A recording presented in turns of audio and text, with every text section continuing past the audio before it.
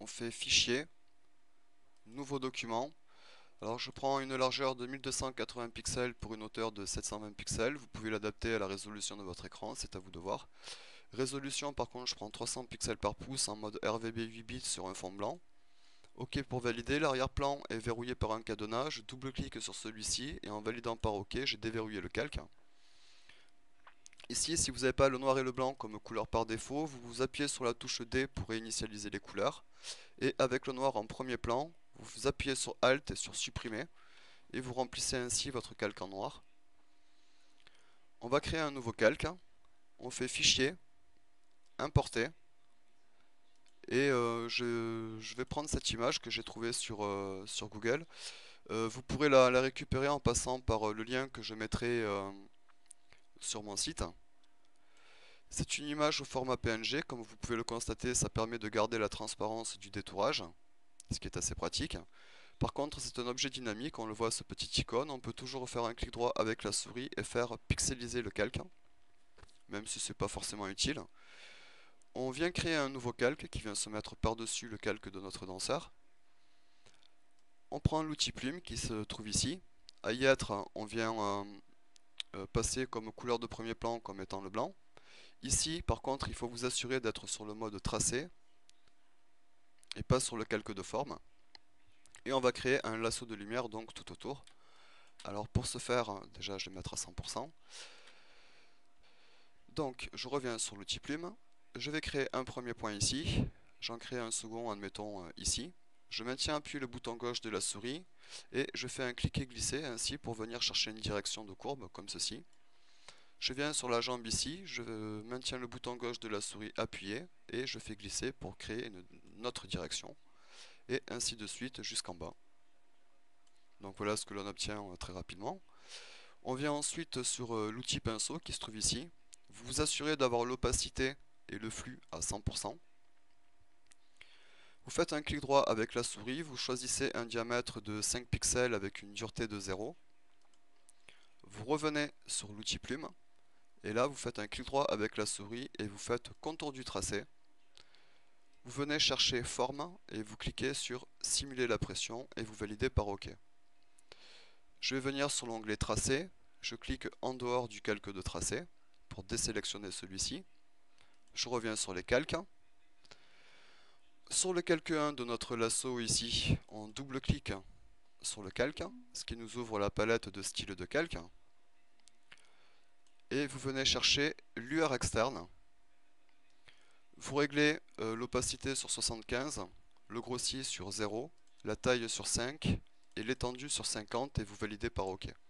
Après, suivant les dimensions de votre image, ces paramètres peuvent changer bien entendu. On vient ensuite euh,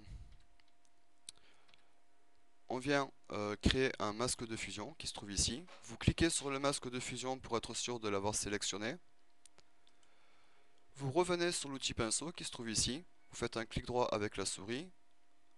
On va prendre un pinceau, admettons, de 100 avec une dureté de 100%. Je m'assure d'avoir le noir de sélectionné, d'être sur la vignette blanche du calque de fusion. Et je vais venir donc effacer un coup sur deux, admettons ici, le lasso pour faire en sorte qu'il passe de façon entrelacée sur notre danseur, qui passe un coup dessus, un coup dessous quoi. Si vous effacez trop comme ceci, vous pouvez appuyer sur la touche X pour basculer et avoir le blanc comme couleur de premier plan et faire réapparaître ce que vous aviez effacé en trop. Donc voilà ce que l'on obtient assez simplement et assez rapidement. On va créer un nouveau calque. On revient sur en faisant un clic droit sur notre outil pinceau, sélectionner le diamètre, on va le mettre sur 5. La dureté, on la repasse sur 0. On vient sur fenêtre, on ouvre forme ou on appuie sur F5. Alors sur la forme de la pointe, le pas là pour l'instant on va pas le bouger, par contre on va venir sur la diffusion. Ici on clique sur les deux axes, on vient le baisser ici et le mettre vers le milieu. Variation numérique, on peut la baisser, le nombre aussi. Alors si jamais ça reste trop tassé comme ceci, vous venez sur la forme de la pointe et vous augmentez le pan. Comme ceci, admettons. Je peux revenir à la limite sur la diffusion des deux axes, augmenter celle-ci, la variation numérique, le nombre, c'est à vous de voir. Une fois que vous avez fait votre petit réglage, sur le calque 2, donc, vous venez au niveau du tracé, vous appuyez sur le tracé pour le faire réapparaître, vous revenez sur les calques, vous revenez sur l'outil plume, vous faites un clic droit avec la souris et vous faites contour du tracé, forme, simuler la pression, OK. Et vous avez donc le petit scintillement qui vient se mettre autour. On revient sur l'outil plume, sur l'outil pinceau, pardon. On refait un clic droit, on va augmenter le diamètre et le mettre à 10. Je reviens sur l'outil plume, je refais un clic droit avec la souris et je refais contour du tracé avec les mêmes paramètres, OK pour valider, ce qui nous rajoute un petit effet de plus avec des particules un peu plus grosses. On revient sur le tracé, on clique en dehors du calque pour le désélectionner. On revient sur les calques. Donc voilà ce que l'on obtient. On vient créer par-dessus un nouveau calque. On revient sur l'outil pinceau. On choisit un pinceau de 200 avec une dureté de 0. Et maintenant on va choisir des couleurs. Alors admettons là en cliquant sur le blanc à l'intérieur, ça me permet d'ouvrir la palette des couleurs. Je vais prendre un fuchsia, admettons. Et je viens peindre à coups de couleurs différentes en fait pour donner un effet coloré plus intéressant des parties de mon danseur ou de mon lasso plutôt. Hop. Hop, une dernière couleur, on va prendre un rouge orangé comme ceci. Et je vais mettre ici. Maintenant ce calque là je le passe sur couleur pour obtenir ceci. Je fais CTRL J qui permet de dupliquer ce calque. Vous voyez qu'on a le calque 3 et le calque 3 copie. Et là, celui-ci, on le passe sur saturation pour obtenir ceci. On va créer par-dessus un calque de réglage teinte saturation et on vient baisser la saturation. Vous pouvez changer la teinte de votre effet. Après, c'est à vous de faire vos petits réglages comme bon vous semble. Admettons comme ceci. OK pour valider. Je reviens sur le calque du danseur, Freestyle Dancer. Je fais CTRL J pour dupliquer ce calque. Je vais prendre le calque qui est en dessous. J'appuie sur Shift et je sélectionne aussi le calque 0. Une fois que les deux calques sont sélectionnés et surlignés en bleu, je fais un clic droit avec la souris et je fais fusionner les calques. Une fois qu'ils sont fusionnés, je fais filtre, esthétique, soufflerie. Je le mets sur soufflerie avec une provenance de droite et je valide par OK pour obtenir ce genre de petit effet en plus. On revient sur le calque du danseur qui est au-dessus donc de notre effet.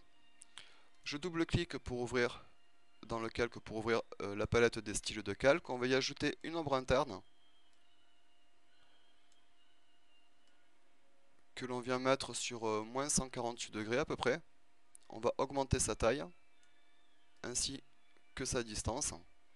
On peut augmenter son maigri, c'est-à-dire la puissance de l'ombre. Et on vient aussi rajouter un satin. On joue sur la distance et sur la taille. Alors je vais baisser la taille plutôt et augmenter la distance.